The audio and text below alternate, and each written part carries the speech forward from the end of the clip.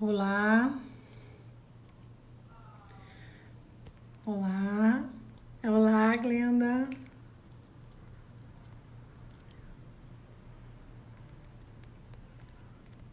Deixa eu anotar aqui o título.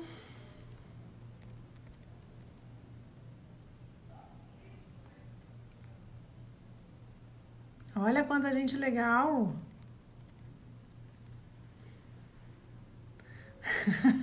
Você é engraçada. Círculos restaurativos nas empresas. Ah, vamos. Cadê nosso convidado? Ed, Diador. Peraí que eu tô salvando aqui.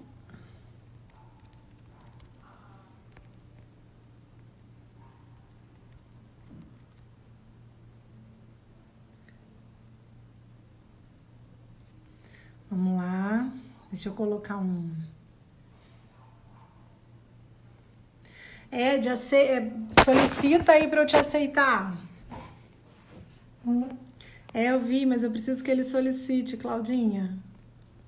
Deixa eu ver aqui se eu consigo chamar. Cadê o Ed?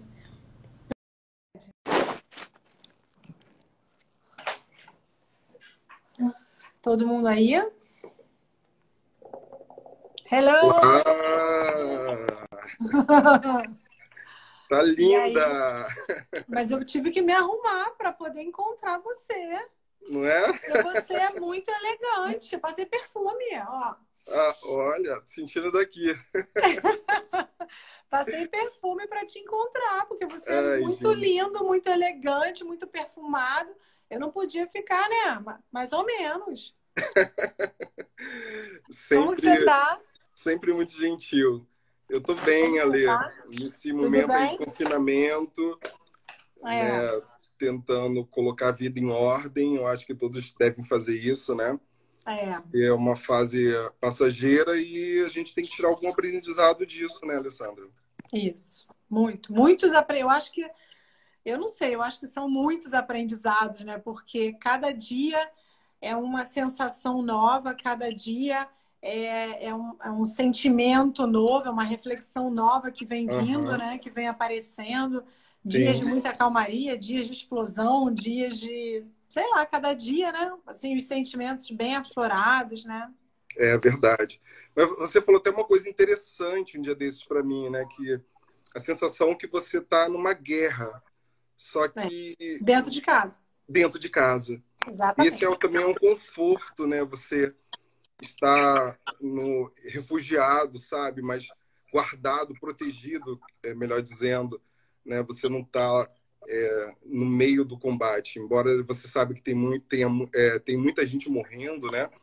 Para os profissionais de saúde que tem que estar ali na frente, né? E principalmente eles estão sendo bem afetados, mas a gente está guardado e protegido dentro da nossa casa. Eu acho que isso é muito importante, né? A É, gente poder contar com o teto e com o acolhimento das nossas famílias. pois é. Muitas pessoas me ligam falando muito assim, muito triste, muito, enfim, chateado. Eu falo, gente, nós estamos dentro de casa, embaixo do nosso teto. Imagina se a gente estivesse num campo de batalha, É entendeu? verdade, é Imagina se a verdade, gente estivesse ali com uma arma na mão, tendo que matar e não sabendo se vai sobreviver ao próximo passo, é entendeu? verdade. Nossa, tanta gente bacana aqui entrando. Olha, Muita gente. a Bem, Thaís, Dani, pessoal da minha família, tá em peso aqui. família Patrícia, Balicheri também está em peso aqui. Família Kio Balicheri, nossos alunos, Cláudia. O Kio é uma inspiração para todos nós. Ele está aí. É um privilégio tê-lo conosco aqui, Kio. Quem não ouvi? Kio, Kio ele está aí. Ah, que Ele é bom. ele é uma inspiração aí para todos nós. Glenda foi a primeira a entrar. Glenda Glenda é é um uma paixão. presente, né? Glenda é um presente que Coimbra apresentou pra gente. Não é? No Acho congresso lá que, de Coimbra. que Coimbra nos deu, né? Glenda é um presente que Coimbra nos deu. É verdade. Glenda, para quem Bem, não sabe, é uma magistrada mega respeitada, né, da Justiça do Trabalho, né, que tem... Em breve vai ter uma live dela também, né? Precisamos, Vai, né? tô esperando ela me dar as orientações para a live dela. Só tô esperando. Perfeito. Olha, bem, gente, para quem não nos conhece, né? Eu acho que já passou 5 minutinhos, de 6, eu vou fazer as Perfeito. apresentações. Eu Uhum. sou a Alessandra Balestieri, né? Advogada, e acho que hoje em dia eu não posso nem dizer que eu sou apenas mediadora de conflitos, porque cada vez mais eu sou solucionadora de conflitos, porque a gente aplica a cada caso concreto uma prática que cabe àquele caso concreto, né? Uhum. Então, não ficando mais presa mediadora ou mediadora, assim como, até porque muitas pessoas têm falado, têm questionado sobre isso, é porque a mediação agora virou a palavra da moda. É verdade. Então, né? Só que em Sim, muitos sim. casos, por exemplo, em várias situações, principalmente nas empresas, a gente aplica em alguns casos a mediação, nós vamos falar aqui sobre isso, em outros a gente Uhum. aplica a conciliação, em outros a gente aplica a negociação, e assim a vida segue. Sim. E temos aqui hoje de convidado o meu amor querido, esse grande homem, lindo, cheiroso. Pena que vocês não podem sentir o perfume dele. Lindo, cheiroso, elegante, um poço de elegância. Pensa num gentleman, aquele que dá a mão para atravessar a rua, aquele que segura a sua bolsa, aquele que puxa a cadeira, aquele que abre a porta do carro, aquele que te observa com carinho na alma, não é só nos olhos. Edivaldo Alvarenga. Ele é advogado, porém ele trabalha no cartório. Eu quero que você me fale do cartório, assim, apresente o cartório, porque eu sempre esqueço qual é o cartório, Ed. Eu sou oficial substituto do 4º Ofício de Títulos e Documentos do Rio de Janeiro. Isso. E o Ed, todo mundo pode chamá-lo de Ed, né? Edivaldo, Ed. O Ed, ele é um solucionador de conflitos também. E ele se especializou em justiça restaurativa ou círculos restaurativos ou a questão da justiça restaurativa. Às vezes eu fico com medo, Ed, de falar sobre isso, que nem hoje mais cedo eu estava falando, porque quando fala em justiça restaurativa, as pessoas levam para o judiciário. E nem Sim. sempre, que é o caso da nossa live hoje que nós vamos explicar, nem sempre o judiciário é a justiça restaurativa, né? Como nós Verdade. vamos falar hoje aqui. Ele é uma das portas da justiça restaurativa, porém ela pode ser aplicada em várias situações, em vários casos, não necessariamente dentro do judiciário. Né? Como Perfeito. nós vamos falar aqui hoje, a gente vai falar sobre o círculo restaurativo das empresas, né? Que é muito importante nesse momento de pandemia, né? Sim, perfeito. Então, vamos lá, querido. Tá com a palavra. Essa live de 1 hora vai passar, quando você piscar, ó, tchum, passou.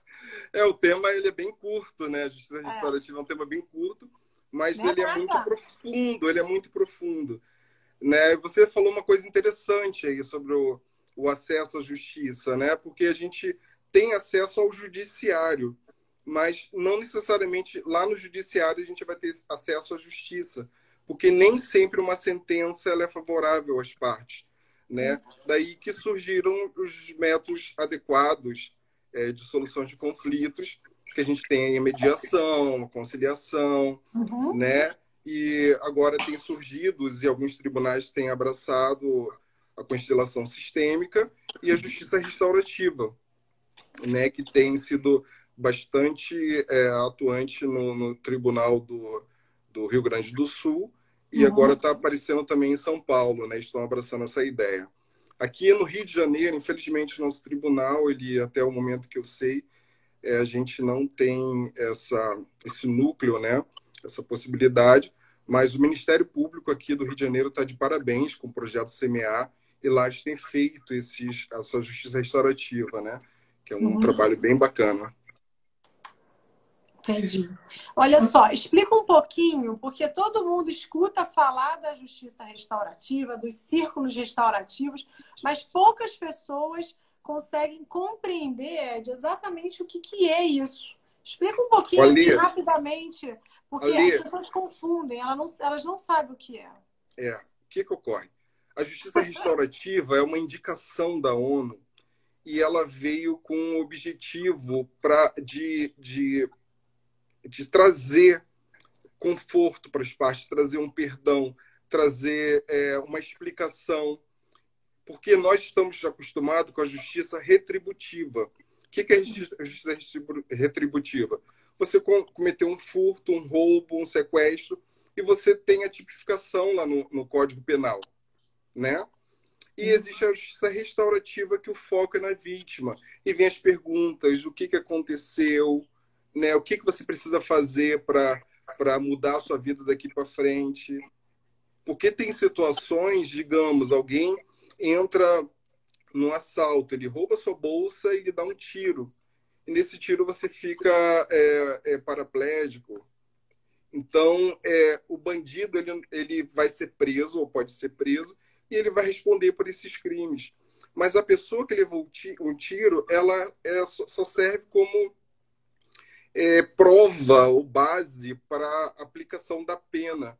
E as pessoas esquecem que ela tem sentimento, ela precisa de uma explicação. Por que várias vítimas no trânsito escolheu exatamente aquela pessoa e deu um tiro, não só roubou a bolsa, mas deu um tiro ou tirou a vida, né? Então, é uma forma de explicar para a parte, ou dar um consolo, um afago, né? Para que a parte ela compreenda todo o ocorrido, né? Por que ele fez aquilo com ela. Eu estou falando aqui da parte criminal porque a justiça restaurativa, ela veio aqui no Brasil, ela é aplicada exclusivamente para crimes, né? E a gente está tentando trazer essa nova visão da possibilidade da aplicação da justiça restaurativa em outras áreas, né? Como a empresarial, como a escolar, como a justiça restaurativa dentro de uma comunidade. Porque se você parar para pensar, todo conflito ele vai gerar a partir de um núcleo, né? Um núcleo familiar, um núcleo escolar, né? Dentro de comunidades. Um núcleo comunitário e também Sim. o núcleo, exatamente, e também o núcleo empresarial, né? Você trabalha ali naquela empresa há anos com aquele grupo de pessoas, cada uma do seu jeito, cada uma, sabe, com a sua cultura, com a sua criação, com o seu jeito de ser, com os seus hábitos, e aí você passa anos um do lado do outro na mesa, assim, trabalhando, né? Às vezes é complicado isso, né? Uhum. Você respeitar, nem sempre o seu hábito, a sua cultura, o seu conhecimento, a sua forma de ser, ela é respeitada pelo outro, né? Principalmente no dia a dia, que eu digo que no dia a dia a gente tem situações em conta-gotas. Ou a gente tem o amor em conta-gotas, né? Que vai evoluindo aquele amor, que vai fazendo você crescer, fazendo você melhorar, fazendo aquele relacionamento amadurecer, né? Aquele relacionamento ficar mais se conhecer, mais maduro, mais amável, mais amigo, né? A paixão. Sim, mas sim. também tem a situação do dia a dia do conta-gotas negativo, que é o que você solta uma fagulhazinha de um apelido que a pessoa não gosta, mas no início ela acaba falando assim, porque ela não quer entrar em conflito naquele momento que está entrando na empresa, não é mesmo? Sim, ou naquele verdade. escritório. E aí ela vai levando, só que chega uma hora, né, que o copo enche, né?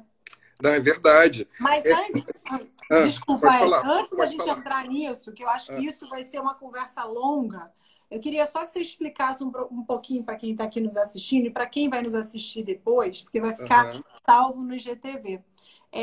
A diferença do mediador de conflitos e do facilitador do diálogo. Explica um pouquinho para a gente, porque às vezes as pessoas também confundem. É verdade, porque todo mundo acha que é tudo igual e não é nada igual. Verdade, pergunta excelente, Alê. O Giancarlo Vezula, que é o presidente do IMAP, que é o Instituto de Portugal, ele é argentino, mas o instituto dele é em Portugal. E ele é uma referência em justiça restaurativa, em conflito e também em mediação. E ele costuma falar que o mediador ele tem que ser biodegradável. Por que biodegradável? Porque ele tem que ir sumindo ao decorrer do tempo. Né? E quando o mediador, você está fazendo uma mediação, e tu, caraca, entendi tudo, já estou sabendo de todo o problema, o que é que aconteceu, quem fez isso com quem. Então, quando você acha que sabe tudo, você está indo pelo caminho errado. Você não tem que saber nada, porque a decisão é das partes, né? Não Eu sua. costumo falar para os alunos que às vezes a gente precisa ficar sentado na plateia e ver o filme passando, a película passando, ou no teatro. Imagina você numa cena do teatro, você sentadinho e a peça rolando, entendeu? Você é só um espectador, né? Os protagonistas são as partes. Então, o papel do mediador realmente é interagir, é muito parecido, Ale, com o papel também do facilitador do diálogo. Que o facilitador de diálogo, embora ele não desapareça, não tenha que desaparecer como mediador, tem que desaparecer ao decorrer do tempo, mas o facilitador do diálogo, ele tem que dar vez e voz para as partes, ok? É só para você entender que a gente foi falando e eu pulei, né? É como é a composição da justiça restaurativa, né? Normalmente é feito em círculo. Por que em círculo? Né? Para comprovar para as pessoas que todos ali são iguais. Não há diferença entre as partes. Né? E essa ideia vem lá dos nossos ancestrais, lá dos índios. Né? Eu visitei uma aldeia indígena aqui em Maricá e tem aqui em Paraty, no Rio de Janeiro, eu conheço essas duas aldeias indígenas, né? E lá na aldeia eles têm esse costume de botar uma fogueira no centro e os índios ficam em volta. E ali eles discutem, tem um conselho, eles discutem para resolver a melhor forma de resolver um problema que apareceu lá para eles. Né? Isso lá atrás, e a gente trouxe isso para a nossa família. A gente vai fazer um almoço de domingo, a gente senta todo mundo à mesa ali, todo mundo bate papo. Quem é das antigas vai saber. A gente almoça e toma o café da tarde e continua na mesa, porque o papo vai ficando bom, entende? Então, essa cultura de reunir, de acolher, né? E a justiça restaurativa vem com esse conceito, né? Só que as cadeiras, elas continuam, mas a gente retirou a mesa, né? E hoje o que simboliza essa fogueira é o objeto que você coloca no centro, né? Que vai resgatar essa tua ancestralidade. É verdade. Entendi. Eu adoro essa questão de volta da mesa, né? Porque a gente começa no almoço e só se levanta depois do jantar, porque a gente não sai da mesa batendo papo e vai ficando, e vai ficando, e vai ficando, e vai ficando. Eu também, a Claudinha está falando aí, eu sou de sentar à mesa com a família toda. Eu também. Senta e não levanta. É verdade, é muito bom isso, né? Isso. Tem uma coisa, Ed, que eu acho assim, a gente fez um breve roteiro aqui, só para quem perceber que eu estou abaixando a cabeça, porque a gente fez um roteirinho, porque o tempo é curto, né? E o assunto é gostoso e é muito novo. Que eu repito, as pessoas ouvem falar dos círculos restaurativos, da justiça restaurativa, mas as pessoas não têm ideia. Então, eu acho que era legal a gente falar um pouquinho, rapidinho, Ed, sobre a questão das rodadas circulares. Eu acho que, como você falou, essa questão do bastão, eu acho que é interessante, só para as pessoas poderem trazer o bastão, é coisa de antigamente, só que hoje em dia a gente tem o bastão no círculo restaurativo. Sim. Eu trouxe o bastão, ele pode ser qualquer objeto. Como a gente falou dos índios, os índios eles podem utilizar o cachimbo, uma pena, eles utilizam vários objetos para fazer essa rodada, né? E nas minhas aulas, quando eu aplico justiça restaurativa, eu uso objeto que me bate no coração. Às vezes eu utilizo uma bola e já utilizei vários objetos. Hoje eu separei aqui, sabe o que é isso? Colher de pau? Uma colher de pau, entendeu? É porque embaixo ficam os comentários, aí não dá para ver direito. É, uma colher de pau. Não sei se a galera de casa está dando para ver. E eu escolhi isso para ser o bastão da fala hoje, entende? Então, vou pegar uma caneta. Pode ser uma caneta, não tem problema. E o bastão da fala, ele vai dar vez e voz para você. Enquanto você tiver com esse bastão na mão, a palavra é tua, ninguém vai te interromper, ninguém vai te julgar, né? Então, essa oportunidade que a pessoa vai ter de falar, ok? E então você pediu para falar das rodadas, né? Então, as pessoas, eu utilizo nas minhas aulas e na aplicação da justiça restaurativa, normalmente 3 rodadas, depende do grupo, né? Às vezes um grupo muito grande não dá para você fazer tanta rodada assim, porque todo mundo, quem quiser falar, vai poder falar, né? E normalmente eu falo uma palavra, para a pessoa escolher uma palavra sobre sentimentos, né? Depois eu faço uma rodada sobre perdão, depois Eu já sei que eu vou ser a vítima de hoje. Já sei que a eu gente, sou ela. a gente faz uma outra rodada de apresentando o objeto que tem um valor sentimental para você. É verdade. Então, só para o pessoal de casa ter uma noção, por que a gente está explicando tudo isso ali? O nosso tema é sobre o ciclo Círculo restaurativo nas nas empresas. Só empresas. que se você não entender como funciona um círculo restaurativo, Exatamente. você não vai conseguir aplicar nem na empresa, nem no hospital, nem em nenhum lugar, nem no colégio. Então, essa é a dinâmica de dar vez e voz a quem precisa ser escutado. Ok? Então, vamos fazer uma brincadeira aqui entre eu e você. Entende? Então, a gente vai fazer uma rodada, né? Você pode escolher aqui entre valor, medo, nome, talento ou sonho. Eu vou começar, né? Para você mais ou menos entender. E a galera de casa também, se quiser fazer também, eu acho que vai ser bem interessante, né? Eu vou escolher aqui um valor, né? Para mim, eu vou escolher cumplicidade. Eu acho que a cumplicidade, tanto para a vida de um casal, quanto entre a família, né? E dentro do ambiente empresarial, você ter cumplicidade com seus colegas de trabalho, né? Ter certeza que você vai receber um apoio quando você precisar e você vai receber um acolhimento quando precisar. Então, eu escolhi essa palavra cumplicidade. Agora eu remeto o bastão da fala para você aí. Eu vou escolher a palavra sonho. Eu tenho um sonho de conhecer o mundo. Por quê? Porque quando eu era criança, e a minha mãe tá aí, depois ela vai falar, eu era muito presa. A minha mãe não deixava eu sair para lugar nenhum. Eles moravam numa casa que tinha, né, um quintal grande, né, um terreno grande. Então eu podia trazer todos os meus amigos para dentro de casa, para brincar dentro de casa. Tinha piscina, tinha tudo. Ela fazia tudo. Tudo que você podia imaginar, a gente podia fazer dentro de casa. Tudo. Piscina, churrasco, tudo. Mas eu não podia sair. Que ela tinha medo que eu ganhasse o mundo.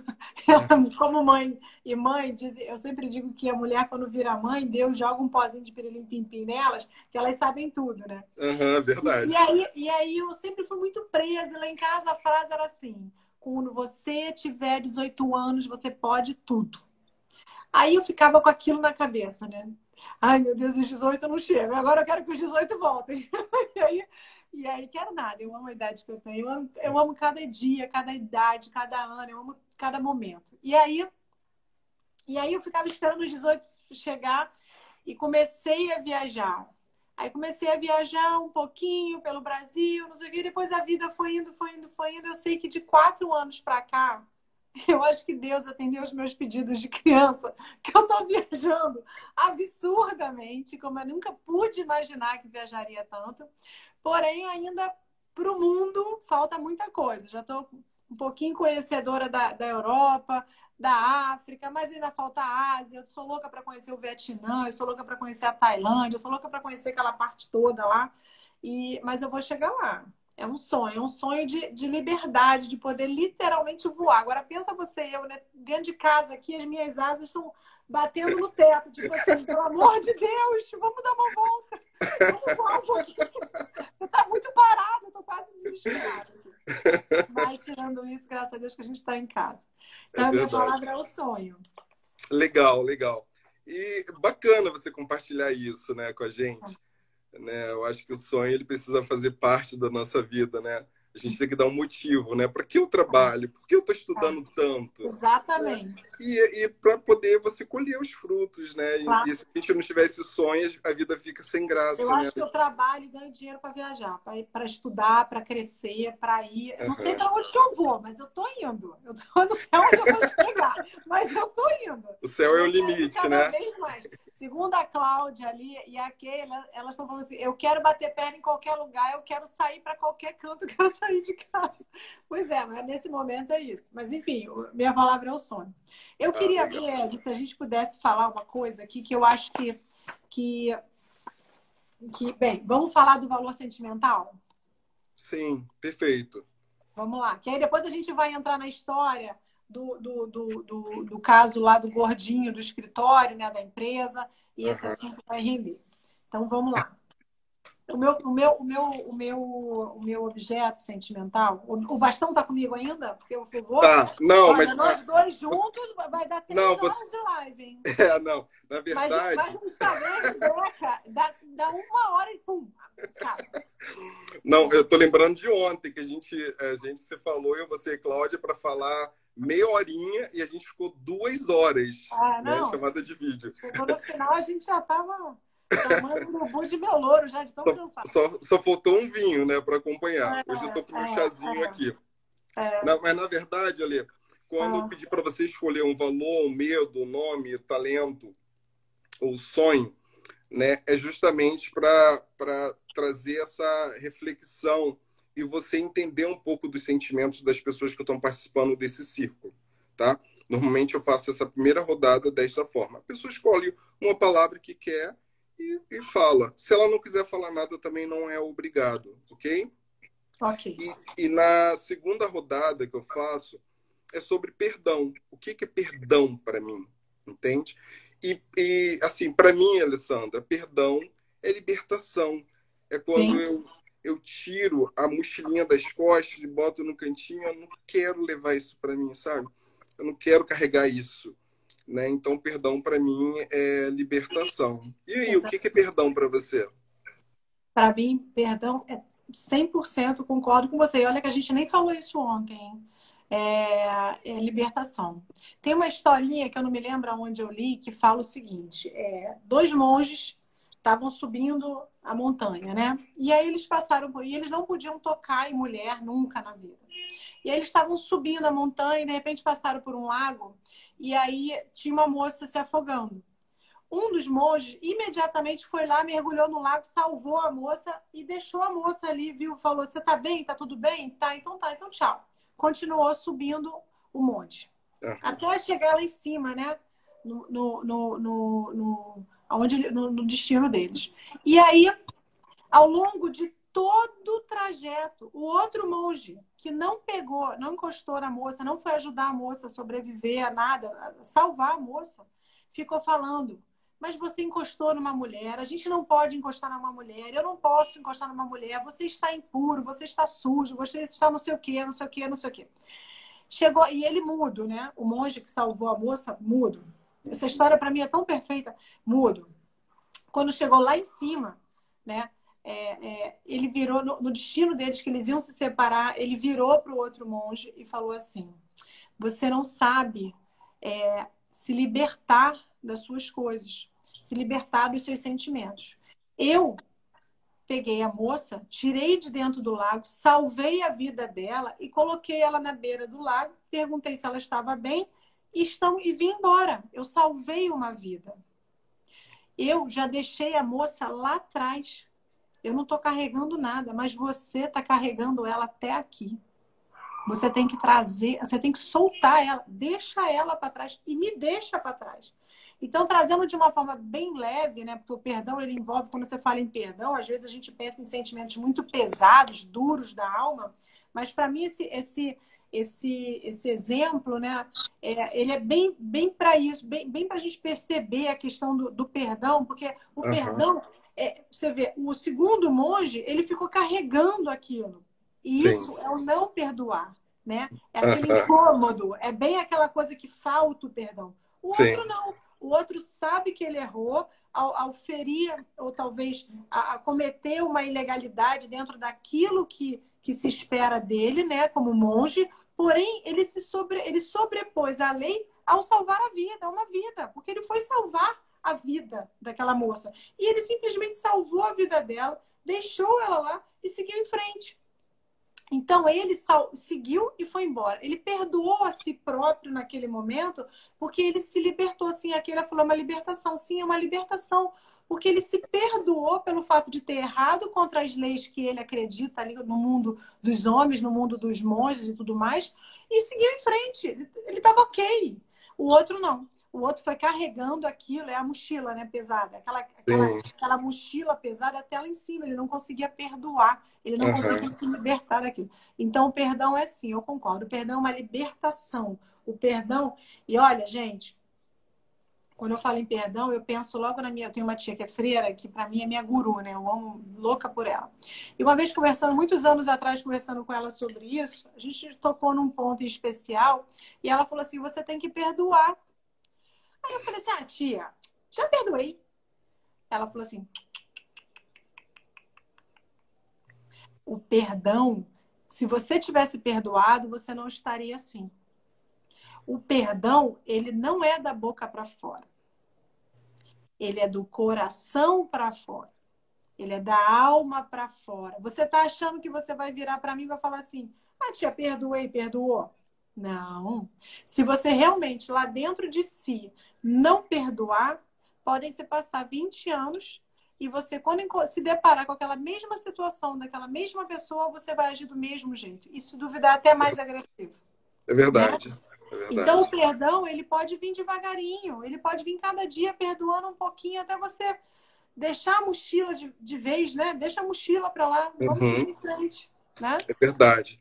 É verdade. Esse deixar a mochila, Lê, é uma coisa, é um ato que precisamos praticar muito, né? Porque não é uma coisa fácil. A Maria Helena até botou aqui, para mim, perdão é a leveza da alma. Né? Paulo Freire fala, perdoe seus inimigos, mas não os confunda com amigos. Né? Porque você precisa saber a diferença de uma coisa para outra. Mas a questão da mochila é bem interessante. Esse comparativo, né, que a gente faz da mochila, né, tirar a mochila das costas, né, porque às vezes a gente precisa, para sair de alguma situação, fazer um ritual de passagem. Entende? E você, o fato de tirar a mochila, o fato que se você se divorciou, o fato de você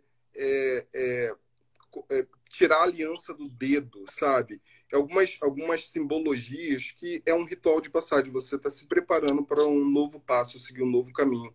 E o perdão, ele vem com isso, de você tentar esquecer ou tentar não doer quando você lembrar, para você seguir em frente, para você lembrar, para você tentar conseguir caminhar, né, sem o peso nas costas, se perdoar. Né? Primeiro você tem que se perdoar, porque nós somos muito julgadores. É o auto-perdão, né, que precisamos também, às vezes, ter, né, Lê? Tem a própria palavra, né, desculpa, né, ela vem do tirar a culpa. Né? Quando você tira a culpa, automaticamente você está perdoando. E quando você perdoa, você está pronto para seguir em frente, para seguir novos caminhos. Né? E a justiça restaurativa, durante muito tempo, ali, eu achava que perdão tinha a ver com religião, sabe? Tem que perdoar para poder ir para o céu. Né? Nada disso. O perdão está dentro da nossa... Não sei. Eu nunca sei se alma e espírito tem diferença. Eu realmente não sei. Está dentro da gente, está dentro da nossa alma, do nosso espírito. Eu não sei a diferença, eu realmente não sei. Então, assim, tá vendo a gente. Olha só, olha, não falei que passava rápido? Já são 6h35. Já esse Instagram tá piscando aqui em cima para poder a gente parar. Eu quero entrar no caso bem real que aconteceu com o gordinho da empresa. A Cláudia tá doida para ouvir a história do gordinho que ela botou aqui. Sim, Tereza, o perdão a gente tem que ri ser assim, gente, mas é um caso triste e que se repete nas empresas. Né? Agora a gente... Todo dia, né? Todo dia. Né? Aí, só para a gente não perder, tá, Lê? A gente falou sobre as palavras de sentimentos, né? Que você falou sobre sonho, eu falei sobre talento. A gente, na segunda rodada, a gente falou sobre o perdão e falta o objeto da fala, né? Eu me apresentar meu objeto da fala e você apresentar o seu objeto da fala. Ah, Ok? tá.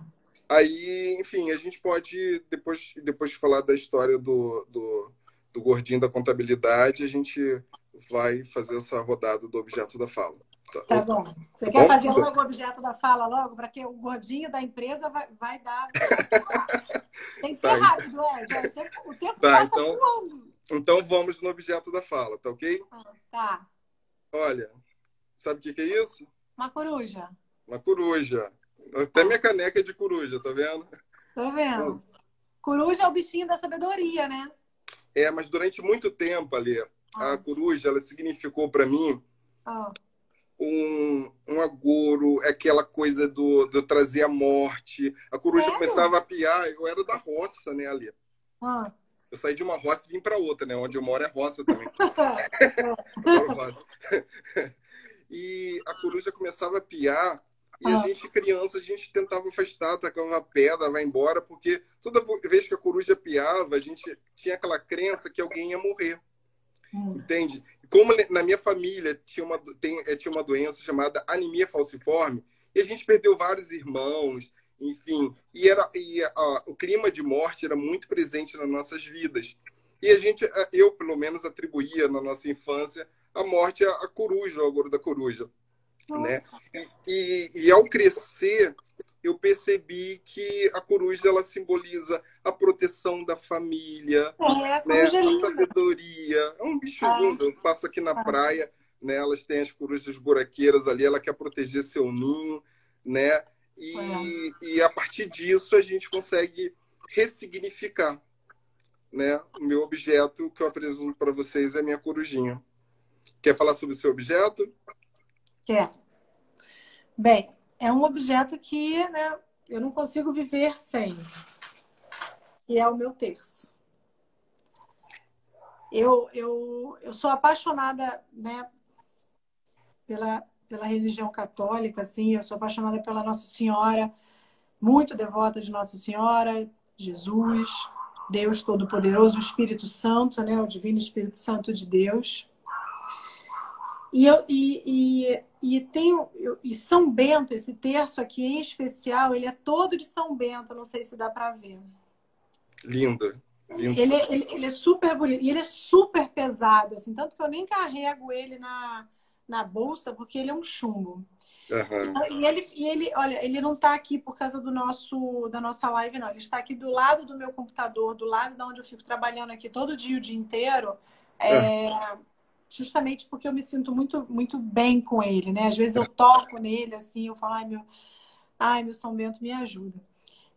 E assim, eu ganho muitos terços, é impressionante. Aonde quer que eu vá, por exemplo, como eu estudo em Portugal, o povo é muito, muito católico, né? Muito religioso. Às vezes eu tô parada assim, eu entro numa igreja para rezar, quando eu vejo, vem uma senhorinha daquelas e me dá um terço. Eu ganho terço para tudo quanto é lado que eu vou. A minha casa tem terço para todos os cantos, é impressionante, de todos os tipos. E a religião, assim, as pessoas falam assim, então quer dizer que, trazendo para as imagens, né? Nós católicos, eu sou católica, nós católicos não adoramos a imagem de maneira nenhuma. Mas a imagem nos faz lembrar, né? Porque às vezes o coisa ruim ele é tão forte na intenção de nos prejudicar, de nos fazer mal, que a gente fica meio atarantado, né? Então as imagens, assim como o terço, ele faz a gente falar, opa, sai pra lá, vamos rezar aqui. Cadê o meu Divino Espírito Santo? Cadê a minha Nossa Senhora? Cadê, né, o meu Deus Todo-Poderoso, Jesus com sua imensa humildade e mansidão, né? Então eu trago o terço. Tá? Olha, todo mundo tá querendo saber do gordinho. Obrigado, Alessandra, por compartilhar isso conosco. Eu não vivo sem o terço, não vivo. Que bom, que bom. E o porquê a gente pede esse objeto, né, para trazer esse objeto com valor sentimental? É justamente para tentar resgatar um sentimento, tentar entender o que é importante para você, quais são os seus valores, né? A partir disso, Ale, no meio do círculo, cada um faz a sua apresentação do seu objeto e a gente vai entender. Nisso, a gente também acaba criando um rapport com as partes, né? Essa ligação, né? E aí você vai entender exatamente, a água vai baixando e você vai entender quais são os reais sentimentos e o que a pessoa precisa fazer para conseguir avançar, né, na sua vida, nos seus problemas. Olha, o pessoal está ansioso com o gordinho Pelo da gordinho. contabilidade. Vamos pro gordinho, porque o gordinho é uma E, coisa tão comum que acontece e a com todo nossa mundo. live é de círculo restaurativo na empresa. Então, Exatamente. conseguimos explicar o que é o círculo Um restaurativo, pouquinho e como chegar, né? como funciona, e dentro da empresa. Ah. Né? O rapaz trata-se de uma empresa, né, bem estruturada, com vários setores, né? E esse gordinho, que eu chamei o caso de gordinho da contabilidade, é porque era um rapaz bem gordo, né, que usava óculos, fundo de garrafa, e o problema todo porque ele quebrou o braço da colega de trabalho. Desliguei Então, para doutorar. E tinham várias possibilidades para este caso, né? De levar a menina, lógico que ela precisou ser socorrida e precisou ser levada ao hospital, né? Enfim, poderiam ter denunciado ele por agressão, aquelas questões todas, mas chamaram para poder fazer o círculo restaurativo dentro da empresa, ok? E dentro desse círculo restaurativo, né, onde a gente trabalha com perguntas, faz essa rodada, como mais ou menos eu fiz com você, né?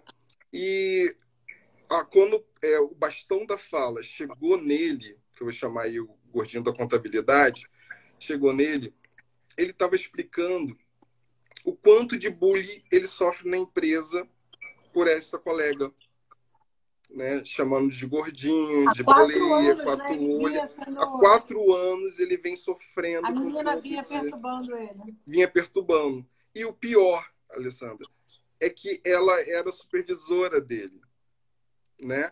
Então, quando você tem um cargo superior e você agride um funcionário com palavras ofensivas ou, enfim, dá motivo de chacotas e outras questões mais vexatórias, é considerado um assédio moral.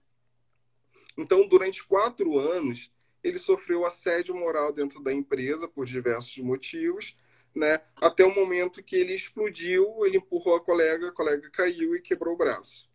Ok? E nesse círculo, né, como você trabalha, por isso que a gente precisou falar sobre perdão, sobre nossos sentimentos, né? Ele falou durante um tempo, ela falou, foram chamados aqui na mediação, a rede de pertinência, ela pode existir, mas na justiça restaurativa, a rede de pertinência, ela é muito importante. Quem não conhece, a rede de pertinência é a rede de apoio, né? Que além das todos os envolvidos naquela situação. Não, né? não é só os envolvidos. Por exemplo, no conflito pode estar envolvido eu e você. Então, são os familiares, naquele caso ali, os colegas de trabalho, quem trabalhava na sala com eles, os supervisores, os gerentes. Então, são pessoas que são envolvidas diretamente com aquele caso. E como se tratavam de 2 profissionais muito competentes, tanto ele quanto a menina, para a empresa demitir seria uma perda muito grande. Né? Por isso que foi convidado a fazer esse círculo restaurativo, né, para poder tentar resolver esse problema. Né? Imagina, Lê, se a empresa não tivesse feito esse círculo restaurativo e tivesse as consequências, né? Vamos pensar nas consequências. Para o rapaz, né? O rapaz, provavelmente, ele seria... a menina iria na delegacia da mulher lá, denunciá-la por agressão. Ele ia responder processo, ou ficar preso, ou pagar cesta básica. Desempregado. Certamente seria demitido, então ficaria desempregado. Olha o que passaria na cabeça dele. Mais uma vez eu fui injustiçado. Eu sofri durante 4 anos e agora fui injustiçado novamente. Mais uma vez. Mais uma vez. E na cabeça dela, nossa, viu como eu estava certa? Né? Que ele foi demitido, então a justiça foi feita, ele vai ser preso, a justiça foi feita. Normalmente é isso que passa na cabeça das pessoas. E na cabeça dela, ela pensaria, nossa, a justiça foi feita e o que eu estava fazendo com ele não era nada ofensivo, não era assédio moral.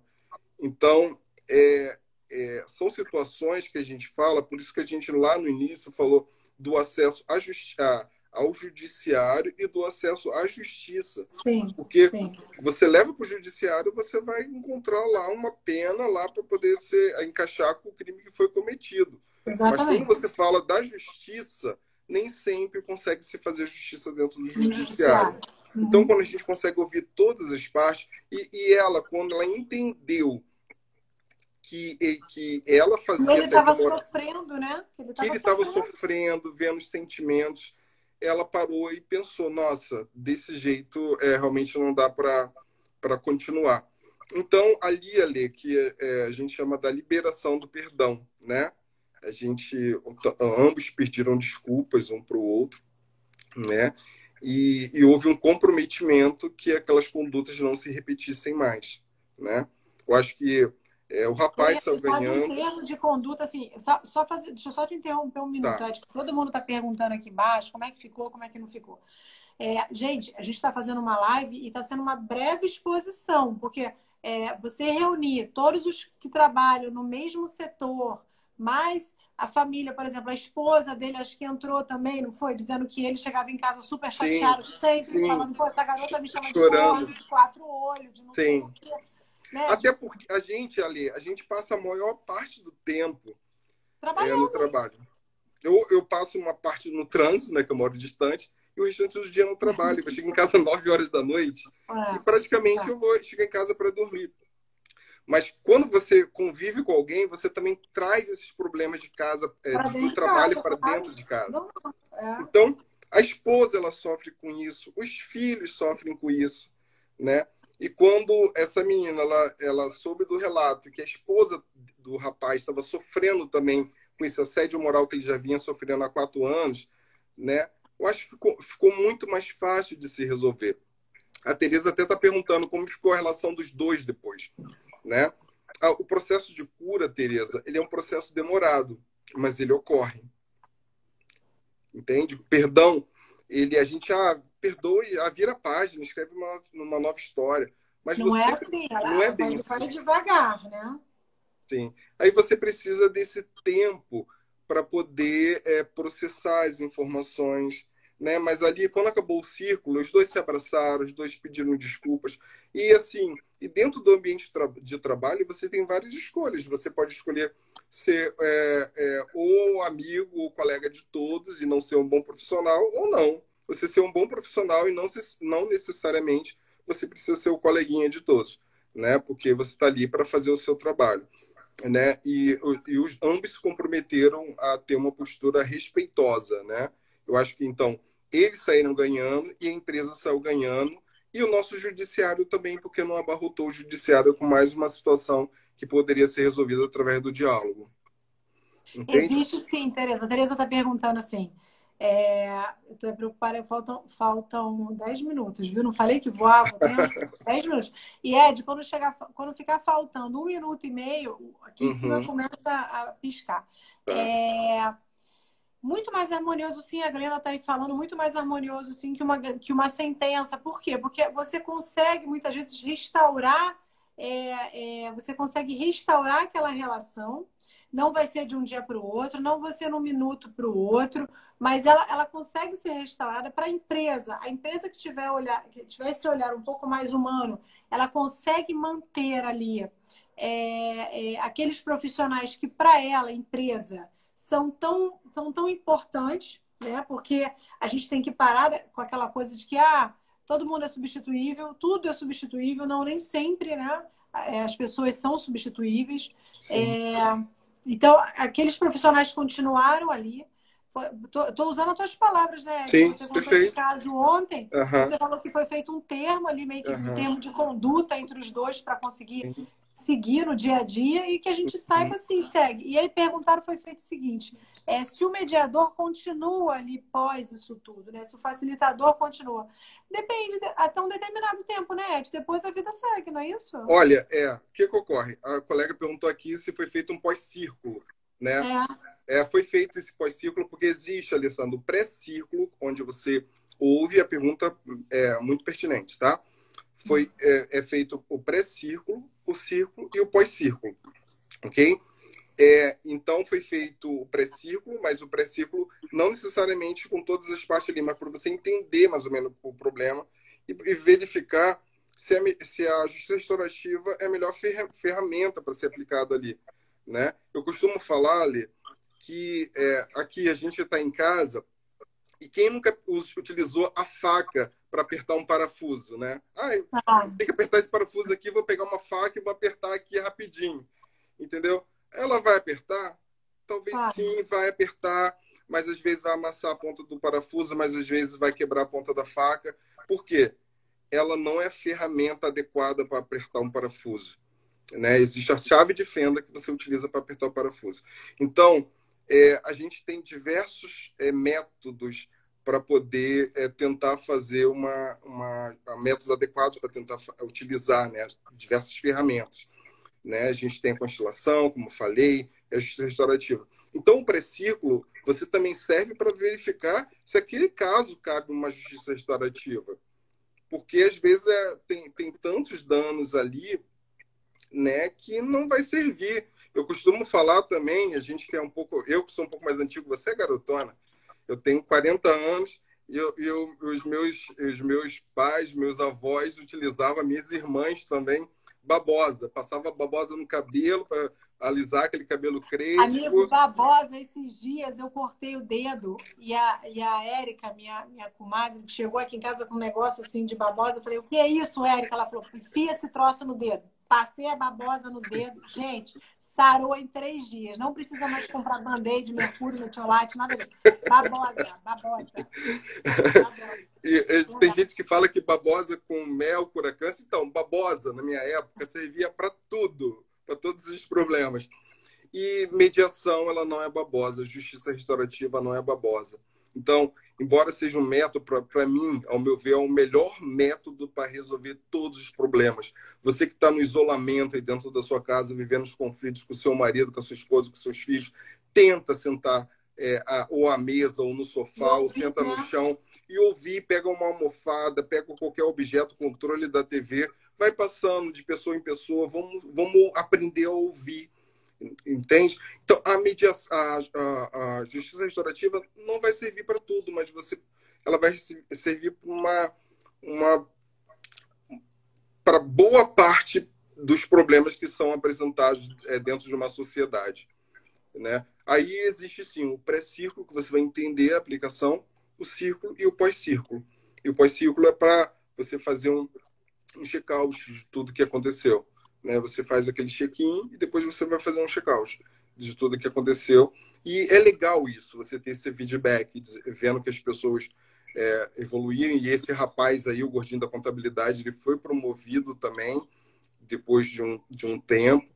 Então, você vê que o caminho é isso, o caminho é o diálogo. É o olhar sobre o outro, né? De coisa que hoje em dia ninguém mais faz, é olhar para o outro, né? A gente vê, mas não enxerga, não é isso? Porque a gente olha para o outro e passa.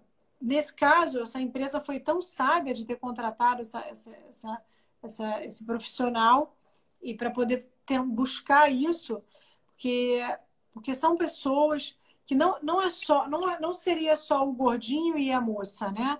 Seria a família da moça, a família do gordinho, todo um trabalho de uma sociedade, de uma cultura que envolve aquilo ali, não é mesmo?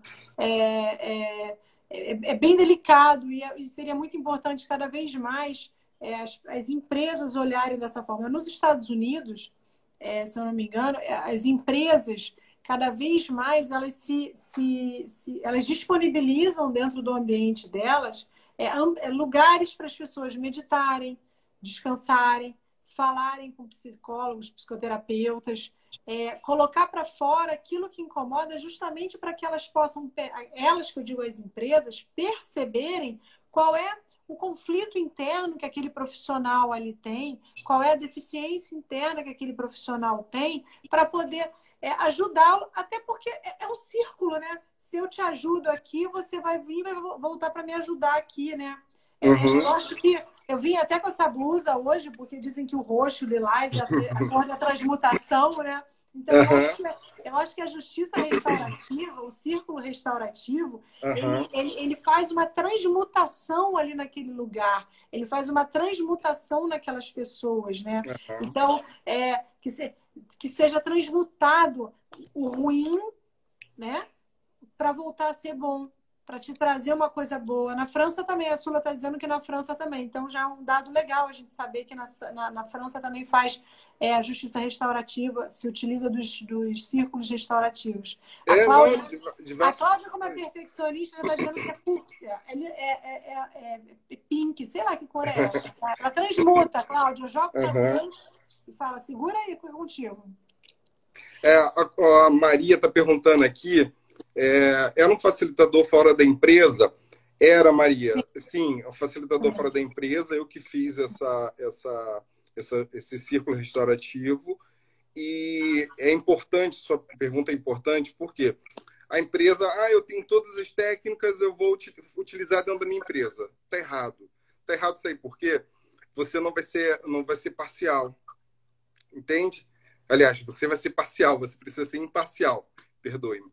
Então, quando você contrata um mediador, facilitador de diálogo, um facilitador de diálogo, você permite a neutralidade no decorrer do círculo, né? Então, aí tem outra questão também ali. Qual setor vai contratar o facilitador de bem diálogo? Lembrado, Ed.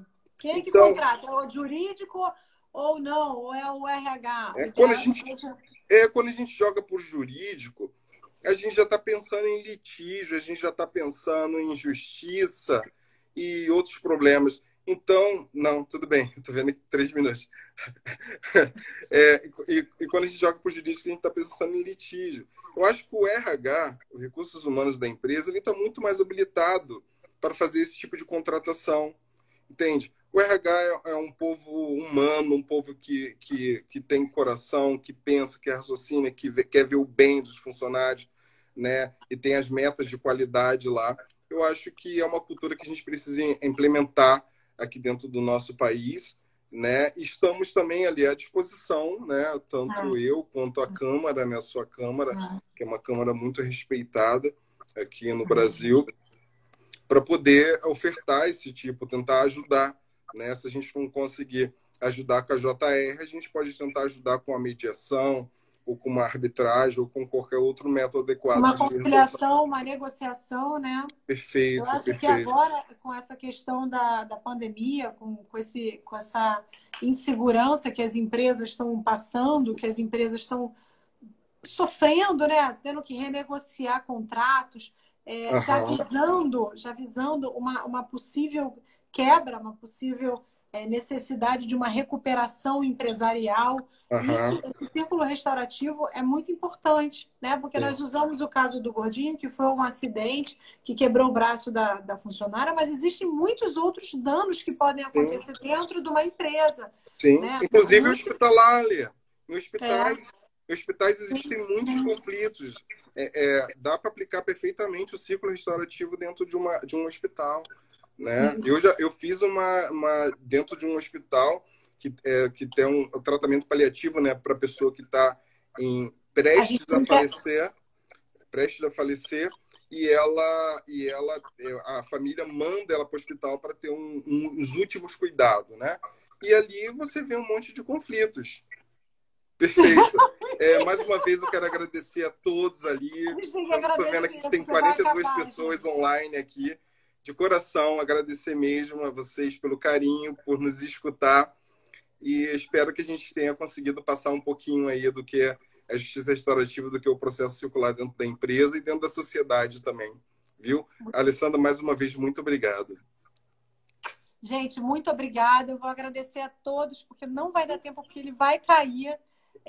Estou vendo tanta gente, Betânia, tanta gente, Patrícia, Cláudia, Daniele. Olha, me perdoem que eu não consegui agradecer. Dani, lá do Maranhão, Patrícia de Portugal.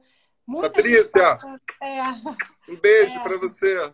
Lili, Glenda, você foi um Glenda presente. linda. Fernanda, já vi Fernanda aí também em algum lugar.